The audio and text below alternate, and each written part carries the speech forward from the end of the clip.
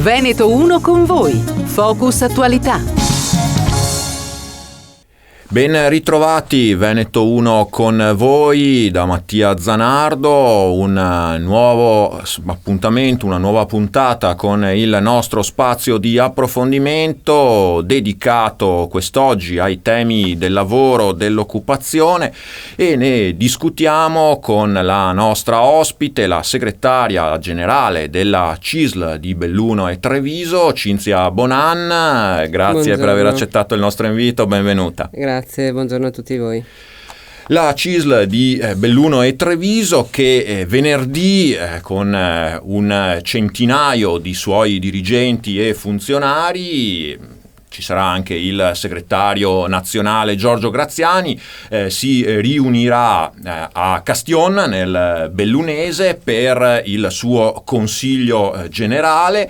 A 2 anni dall'elezione a segretaria generale dell'organizzazione appunto territoriale interprovinciale proprio di Cinzia Bonan, poi la segreteria ha avuto anche ulteriori avvicendamenti in questi mesi, quindi insomma questo nuovo corso, ecco, a 2 anni è anche l'occasione, questo consiglio generale, per fare un po' il punto della situazione sull'attività del sindacato, sui tanti fronti in cui è impegnato. E allora, Cinzia Bonan, potremmo partire proprio da uno di questi fronti che purtroppo, tocca dire, è sempre ancora di attualità, quello della sicurezza sul lavoro. Anche ieri c'è stato purtroppo un'altra di queste morti bianche nel Vicentino, ma pure nel nostro territorio tra la Marca Trevigiana e il Bellunese, insomma la situazione è tutt'altro che rosea. Gli stessi dati, insomma, che voi avete elaborato: ci sono stati 19 infortuni mortali in provincia di Treviso nel 2018, 9 in quella di Belluno, e quindi quasi un raddoppio rispetto ai 15 totali del 2017.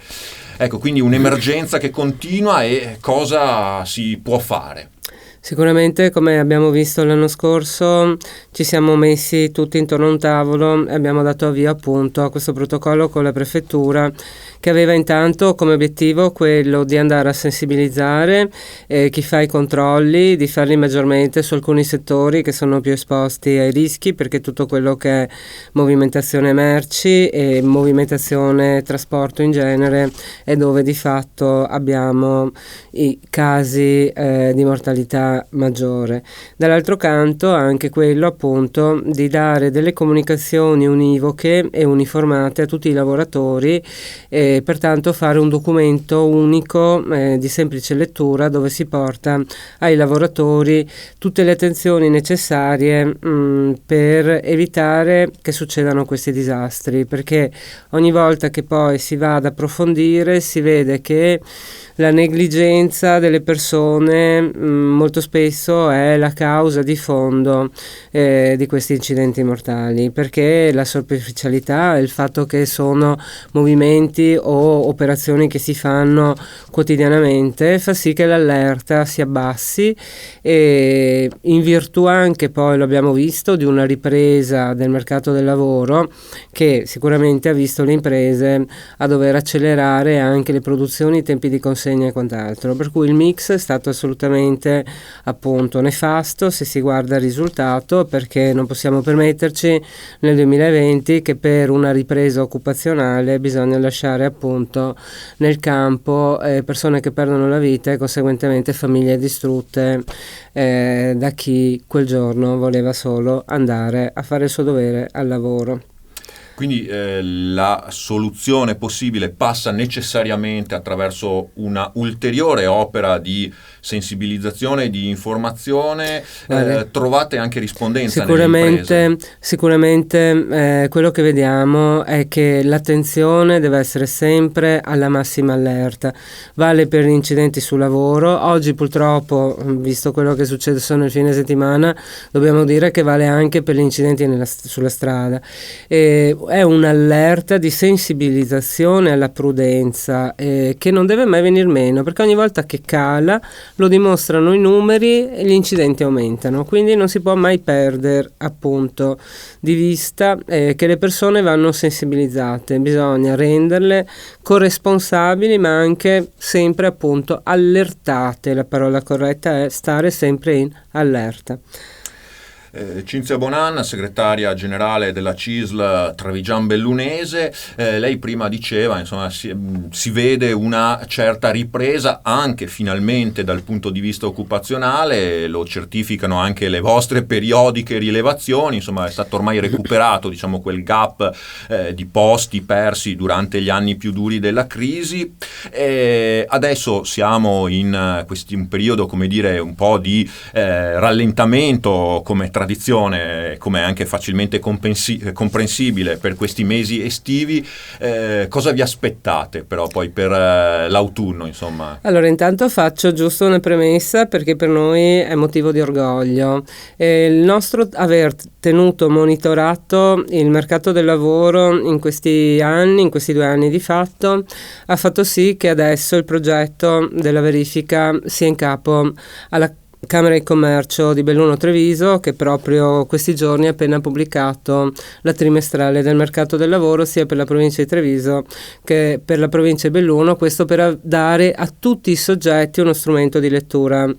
unico, e pertanto lo vediamo assolutamente come un risultato positivo di una appunto intuizione che avevamo avuto, che c'era in atto un cambio del mercato del lavoro e si avevano la necessità di avere strumenti che lo misurassero in seduta stante, non a posteri l'anno successivo. L'averlo tenuto sotto controllo appunto ci ha fatto dire, ma anche operare in immediatezza in tal senso, perché ci ha fatto verificare e tenere monitorato il fatto che l'occupazione l'abbiamo recuperata, però anche che determinate leggi, quando intervenivano, andavano anche a modificare il corso dell'occupazione di per sé.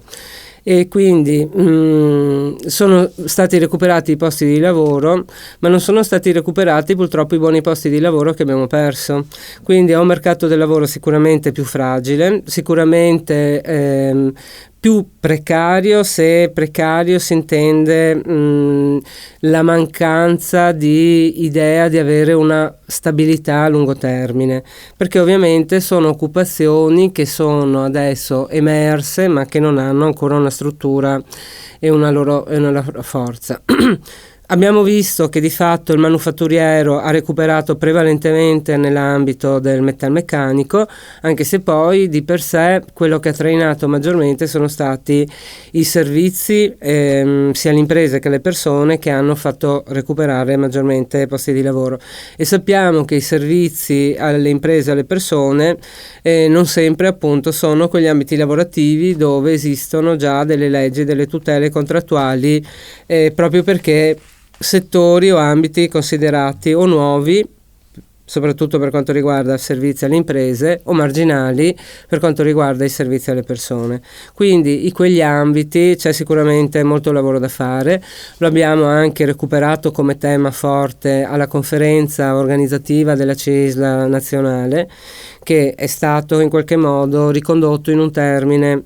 che è quello delle periferie, che nel nostro territorio sicuramente non parliamo di periferie urbane, ma parliamo invece di periferie sociali, ma periferie del lavoro, per cui quelle situazioni dove appunto ci sono per cause appunto avvenute di cambiamenti della stabilità lavorativa all'interno della stessa famiglia, situazioni dove ma oggi se ne parlava, la classica spesa media di 400 euro rischia di mettere in difficoltà appunto chi anche sta lavorando ma senza avere quella stabilità che gli permette appunto di avere una certa tranquillità anche per affrontare le questioni normali di vita. E quindi come sindacato è là sicuramente che dobbiamo continuare a attrezzarci per dare delle risposte coerenti, che abbiamo visto non basta una legge, anche se gli diamo il più bel nome del mondo, a risolvere invece il problema di dignità che è una questione, un tema che ovviamente va assolutamente ricondotto a serietà, perché la dignità delle persone è quando fanno un investimento, anche andando a lavoro oppure studiando per avere un lavoro, e poi attraverso questo loro sforzo vedono riconosciuta la loro dignità, qualità della vita che si possono permettere. E lei citava questo tema delle periferie, che appunto è stato, come dire, un po' anche il motto, in qualche modo anche voi avete ripreso quell'invito di Papa Francesco ad andare ad uscire, andare nelle periferie, appunto diceva, è stato un po' il tema al centro della conferenza organizzativa nazionale della CISL. Ecco, ma cosa vuol dire? Cosa può fare in effetti il sindacato, anche proprio a livello locale? Insomma, sicuramente intanto bisogna capire che quando a livello nazionale si parla di periferie si dà un'interpretazione alla periferia completamente diversa da quello che diamo noi nel trevigiano o nel bellunese, perché purtroppo abbiamo delle periferie in Italia che si avvicinano alle metropoli del terzo mondo, e pertanto lì tutti, ma in primis, visto che non c'è nessun organo istituzionale in grado di controllare, in primis anche il sindacato deve impegnarsi per andare in quelle periferie, perché rischiano appunto di essere quelle periferie ghetto dove nascono poi appunto tutte quelle situazioni qui da noi che non sono appunto consone ancora alla nostra cultura solidale e sussidiaria nazionale, insomma, perché fanno parte appunto anche queste di questa nuova epoca. La periferia, appunto, intesa come la periferia sociale, che è la periferia che noi intendiamo invece avere come riferimento nel nostro territorio, sono appunto quegli ambiti dove le famiglie maggiormente sono in sofferenza per una serie di motivazioni, appunto legate al lavoro, legate allo status, perché può esserci una persona che può avere problemi di invalidità, di non autosufficienza, non in grado pertanto di essere autosufficiente come famiglia rispetto ad avere appunto le risposte necessarie per tenerle dentro nei meccanismi della qualità della nostra vita, che è un vanto appunto, come ricordiamo, a Belluno, ma nel trevigiano, insomma, primo posto in classifica come comunità che riconosce di avere una qualità di vita eccellente nel proprio territorio. E noi vediamo che sempre di più appunto ci sono queste situazioni di marginalità che riguardano, e lo abbiamo detto, gli over 50 quando perdono lavoro, gli immigrati quando perdono lavoro anche se con regolare documentazione e permessi di soggiorno, o addirittura con la cittadinanza italiana anche se evidentemente non cittadini autoctoni. I giovani, oggi sui giornali c'era appunto che andare all'università non è più considerato, insomma, da oltre il 70%, un dato che mi sembra abbastanza appunto da attenzionare, non è più considerata una strada per permettersi un bel percorso professionale di carriera lavorativa. Quindi questi sono appunto le nuove periferie che sono ai margini di un sistema nostro che oggi non riesce più a tirarli dentro, quando ricordiamo questo sistema era molto inclusivo fino a 10 anni fa, e di fatto insomma avevamo una disoccupazione tarata quasi a zero, perché c'era un mercato che includeva tutto il sistema, soprattutto le situazioni di maggiore fragilità, e oggi questo si fa fatica a fare, pertanto essendo poi le figure più bisognose sono anche quelle che si fatica poi, proprio perché l'abbiamo visto anche col reddito di cittadinanza, qua non ha attecchito perché la dignità delle famiglie è chiedere aiuto. Allora sappiamo che abbiamo appunto un sistema che per dignità non chiede aiuto, ma che ci siano i problemi in questo sistema, insomma, sono evidenti e sono noti, e quindi è là che dobbiamo concentrarci maggiormente. Visto che ha toccato il tema, le chiedo un passaggio così proprio flash sul tema giovani. Permane, insomma, e periodicamente, ciclicamente tornano fuori questi appelli delle imprese che dicono non troviamo manodopera, e qualcuno dice sono i giovani trevigiani o bellunesi che non hanno più voglia di lavorare. È vero? Allora, sicuramente oggi noi dobbiamo fare i conti col fatto che chi oggi ha 18 anni è nato nel 2000 e quando sono nati nel 2000 li abbiamo illusi che bisognava viaggiare su questo mondo con tutte le protezioni addosso, perché ricordo sempre caschetti, ginocchiere e dintorni per non farsi male, no? Che avevano, se si impegnavano, tantissime opportunità, e poi oggi gli diciamo: guardate, dovete andare a fare gli operai in fabbrica, e dopo magari in fabbrica anche con una disattenzione alla sicurezza, dove vediamo insomma modalità appunto magari di lavoro anche un po' superate in questo senso.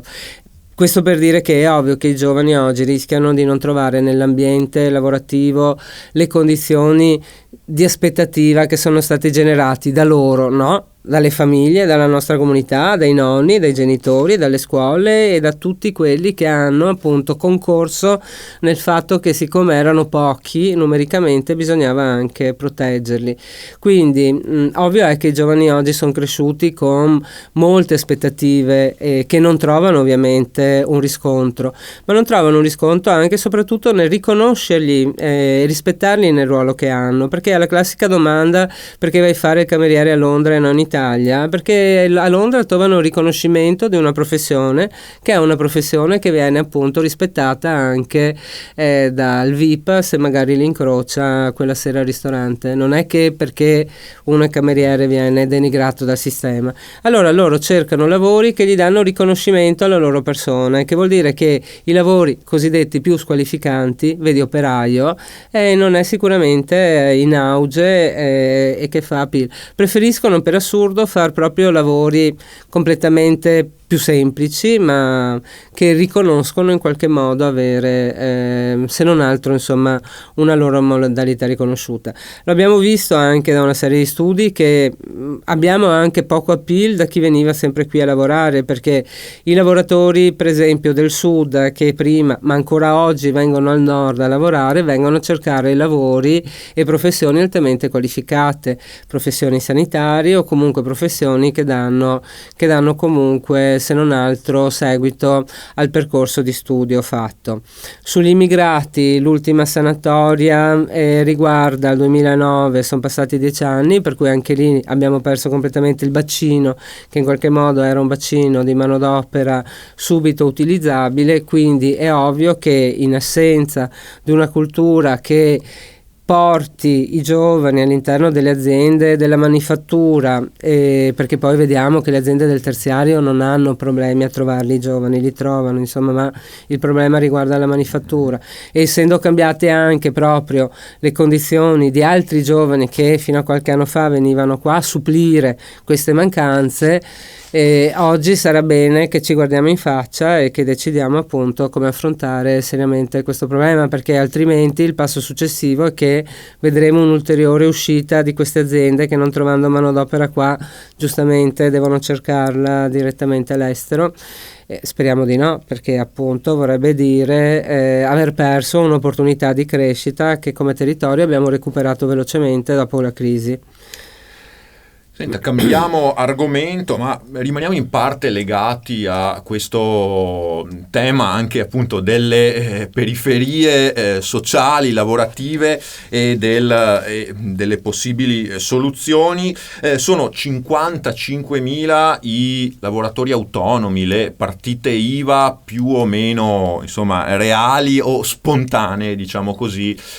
presenti proprio nella provincia di Treviso, in quella di Belluno. A livello nazionale, secondo l'Istat, è il 23% della forza lavoro, con un guadagno medio sotto gli 800 euro netti al mese. Ecco, proprio quelle condizioni di cui Cinzia Bonanno accennava anche prima. Come CISL avete lanciato un progetto proprio per incontrare, incrociare, assistere anche questi nuovi lavori. Ecco, quindi un sindacato che non rappresenta più solo i dipendenti della grande azienda, come storicamente, insomma, è avvenuto ed è percepito. Intanto ricordo che come CISL facciamo anche causa quando ci sono false partite IVA, e perché ricordo, insomma, che ne è partita una nei confronti di una grossa cooperativa al territorio, dove in partita IVA c'erano autisti di ambulanze e quant'altro che però insomma a dimostrazione fu che di fatto lavoravano tanto quanto come orari e come lavoro subordinato di un lavoratore dipendente, e quindi quando la partita IVA sostituisce un lavoro dipendente, come sindacato in primis facciamo riconoscere il rapporto di lavoro puro. Passo successivo, partite IVA vere, ovvero quelle che hanno di fatto particolarità nella loro opera, esecuzioni di opera, per cui della tipologia che fanno di attività, e anche quando hanno una piena autonomia nell'esecuzione, nella modalità delle esecuzioni del farle. In quel caso appunto sempre di più sono ragazzi giovani con appunto professioni particolari che vogliono esercitare in piena autonomia, in questo caso con un reddito a fine anno basso, e di conseguenza il fatto di avere una contabilità gestita così come normalmente avviene, ed è giusto anche che sia così, da uno studio di commercialisti, essendo una contabilità semplice,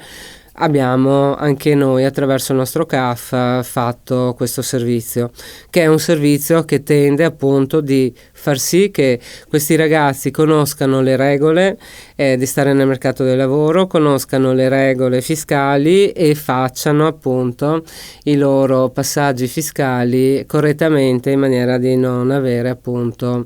situazioni dove si invitano, anche proprio perché con redditi bassi, a fare cose non corrette e non appunto legali, sapendo che poi tutti i consigli che vengono dati in materia, quando è ora del dunque, come ricordiamo sempre noi, la legge è una e quando arriva quella è, e tutti i suggerimenti del caso poi appunto la legge non li ascolta. Quindi questo è anche il nostro obiettivo, e per questo che diciamo spendete poco però pagate quello che dovete, in maniera che non ci siano sorprese in prospettiva, e crediamo che sia fondamentale. Oltre a questo, per i giovani partite IVA cosa abbiamo fatto? Abbiamo fatto due cose che ci sembravano intanto un bisogno immediato: quello di potergli permettere di avere un prestito fino a 3.000 euro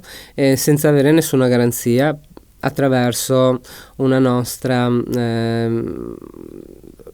compagnia di finanziamento con la quale abbiamo una convenzione, perché a volte hanno bisogno proprio di avere un minimo di budget per partire, ma giusto magari computer e un po' di tecnologia, e non hanno la possibilità di avere un finanziamento classico, non avendo la busta paga a garanzia, insomma. Quindi questo è stato la prima cosa. La seconda cosa che adesso stiamo partendo è quella di fare avere questi lavoratori anche un'attività di sanità integrativa, così come i lavoratori dipendenti del terziario, visto che li abbiamo avvicinati similarmente un po' a questa tipologia di giovani, ovvero dove appunto la tipologia media sono ragazzi giovani con famiglie giovani e caratterizzata a dare risposte sanitarie a questo target di ragazzi, e poi metterli insieme perché appunto soltanto mettendoli insieme vediamo che riusciranno, così come sempre il sindacato ha fatto, avere via via che crescono anche una tutela e una rappresentanza maggiore. Andiamo verso la conclusione di questa nostra chiacchierata con Cinzia Bonan, segretaria generale della CISL di Belluno e Treviso. Si parlava di sanità integrativa, insomma anche di nuove forme di tutela. Su 80 accordi che la CISL trevigiana e bellunese ha firmato con le sue categorie nell'ultimo biennio, 43 prevedono una parte di welfare, insomma siamo al 54%. Tanti o pochi?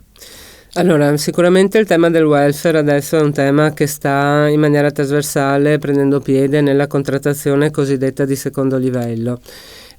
Cosa intendiamo fare? Sicuramente quello che si intende fare è dare maggior valore al reddito dei lavoratori attraverso dei benefici che non sono solo economici, ma sono anche di servizi che possono essere necessari in certi momenti della vita e non sempre vengono erogati dal servizio pubblico locale. La grande idea è quella appunto di tentare di far sì che il welfare, ovvero il dare attraverso del salario in busta paga delle risposte ai cittadini, sia sempre più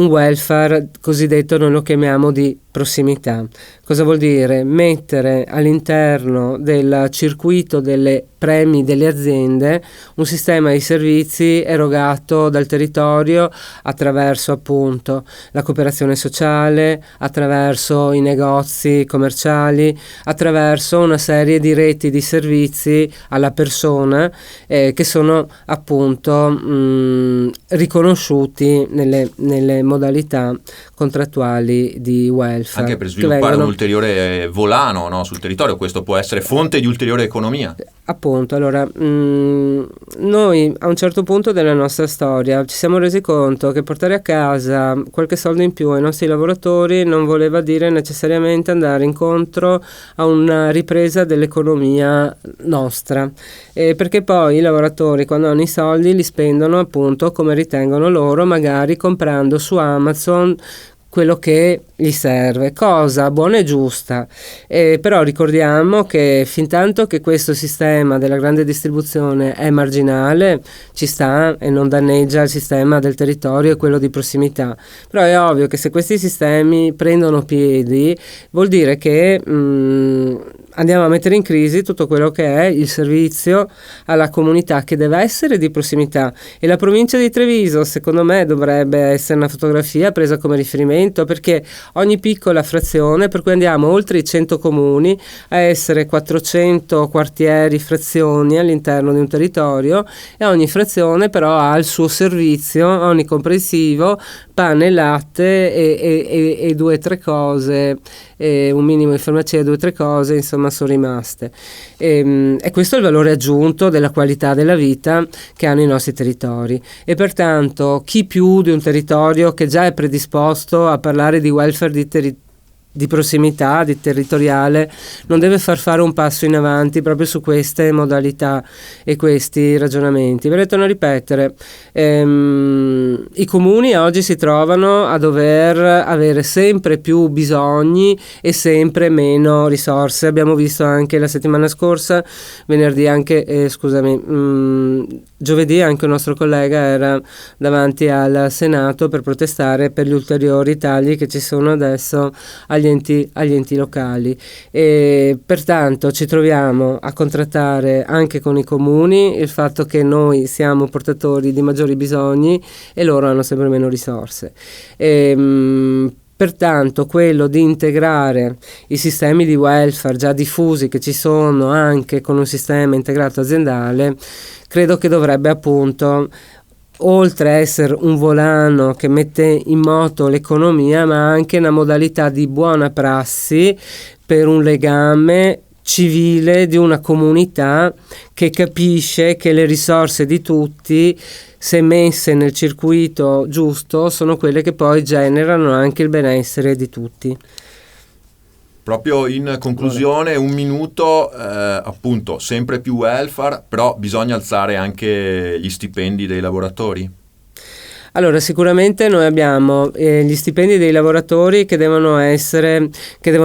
maggiormente distribuiti correttamente nel territorio, nel senso che per quanto che riguarda gli aumenti economici, chi ha un contratto collettivo nazionale firmato a CGIL e CISL-UIL possiamo dire che rientra tra i paesi europei che in questi ultimi 2 anni hanno avuto un maggiore gap tra il valore reale e il valore delle retribuzioni. Quindi i contratti crescono e riconoscono reddito a chi lavora. Il guaio è che abbiamo un proliferare di contratti firmati da cosiddetti sindacati di comodo che vanno ad abbassare le tutele e i diritti previsti nei contratti collettivi nazionali CGIL e CISL-UIL, e dove anche i legislatori sono estremamente in difficoltà oggi per capire quale sia il contratto applicabile, e siamo assolutamente in difficoltà sul fatto che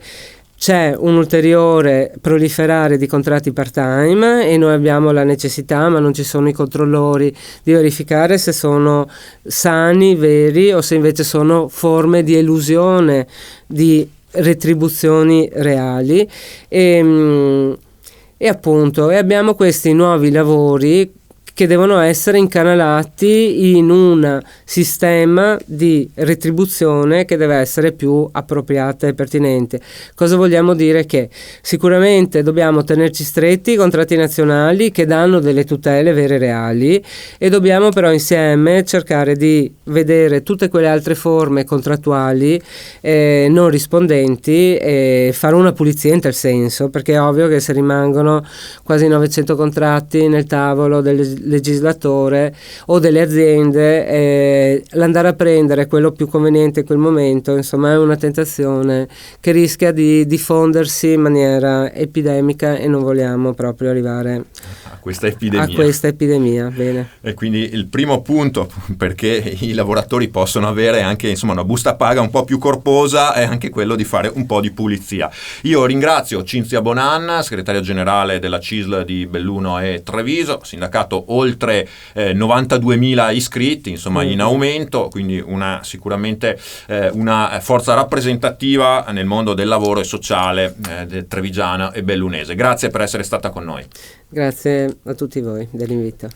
Grazie anche da parte mia a tutti voi per averci seguito, sia in etere sui 97.500 di Radio Veneto 1, sia sui nostri canali video, sui nostri social. L'appuntamento naturalmente con i prossimi approfondimenti di Veneto 1 con voi. Davvero tutto da Mattia Zanardo, ancora un grazie, a risentirci, a rivederci, a presto. Veneto 1 con voi. Focus Attualità.